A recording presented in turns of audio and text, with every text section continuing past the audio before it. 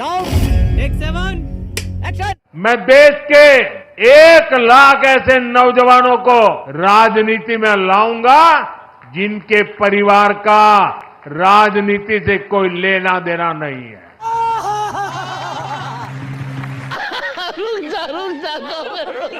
तो भैया सुना, काशी में मोदी जी ने तंबू लगाकर एक और नया अभियान चालू कर दिया।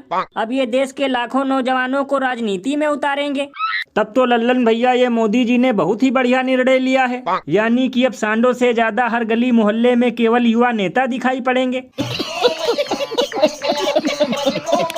लल्लन भैया कभी कभी तो मैं सोचता हूँ कि अब बीजेपी का नाम बदलकर यूबीपी कर देना चाहिए, यानी कि उल्लू बनाओ पार्टी। क्योंकि पहले ये करोड़ों युवाओं को रोजगार देने वाले थे, हवाई चप्पल वालों को हवाई जहाज में बैठाने वाले थे और 15-15 लाख देकर गरीबी मिटाने वाले थे। लेकिन अब ये सब मुद्दे मिस्टर इंडिया की तरह गायब करके देश के नौजवानों को सत्ता की मलाई खिलाने का झांसा दिया जा रहा है। भैया इसीलिए तो इस पर महान कवि बाबा लपेटू दास ने कहा है कि महंगाई बेरोजगारी से यहाँ नसीब नहीं हो रही 2 वक्त की रोटी, और ये युवाओं को पहनाएंगे राजनीति की टोपी। गजब बेइज्जती है। बताओ, अभी तक केवल ट्रेन के पहिए ही पटरी से उतर रहे थे और अब देश के युवा भी उतारे जाएंगे। वैसे भैया मेरे हिसाब से मोदी जी को राजनीति में सबसे पहले इन अंधभक्तों को उतारना चाहिए, क्योंकि इनका खर्चा भी कम है और ये सिर्फ एक पौए में दिन भर राजनीति कर लेते हैं। ये बिल्कुल सही कहा आपने, क्योंकि इनका तो हमेशा का ही यही नारा रहा है कि हम सब्जी की जगह रोटी में गोबर लपेट कर खाएंगे, लेकिन हर बार केवल मोदी जी को ही जितवाएंगे। और अभी तो रुको, क्लाइमैक्स अभी बाकी है। हे प्रभु, हे प्रभु, हे हरि राम कृष्ण जगन्नाथ प्रेमानंद, ये क्या हुआ? गलाव में पानी आ गया। वाह क्या सीन है। तो भैया देखा, लगता है डबल इंजन की सरकार ने रोड के नाम पर देश भर में चाट के ठेले पर मिलने वाला खस्ता बना दिया है। क्योंकि देखो बड़ी आसानी से नाग देवता सड़क में बिल बनाकर घुसे जा रहे हैं।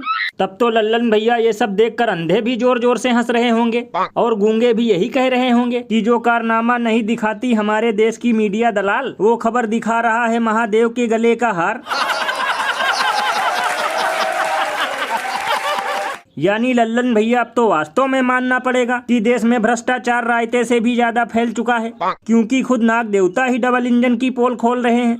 और भैया ये तो सिर्फ ट्रेलर है, देखना कुछ दिन बाद चींटियां भी सड़क से बजरी गिट्टी और डांबर उठा ले जाएंगी और सड़क के नाम पर खाली बंजर जमीन बचेगी। क्योंकि बड़े से बड़े धुरंधर भ्रष्टाचारियों को मिल रही है फटाफट क्लीन चिट, तो कहाँ से होगा ससुरा विकास फिट। अरे बाप रे, ये तो धोती खोल रहा है। ये बिल्कुल सही कहा आपने। वैसे भैया मुझे तो डर है कि ये नजारा देखने के बाद गोबर भक्त और बीजेपी वाले कहीं ये ना कहने लगे कि ये सांप किसी अब्दुल द्वारा मोदी जी को बदनाम करने और रोड जिहाद फैलाने के लिए छोड़ा गया है और इसमें भी कांग्रेस और पाकिस्तान का हाथ है। लल्लन भैया आपने तो मेरे मुंह की बात छीन ली, और मुझे तो लगता है कहीं देश की संपत्ति को नुकसान पहुंचाने के जुर्म में इसे 1-1.5 साल के लिए जेल में न ठूंस दिया जाए।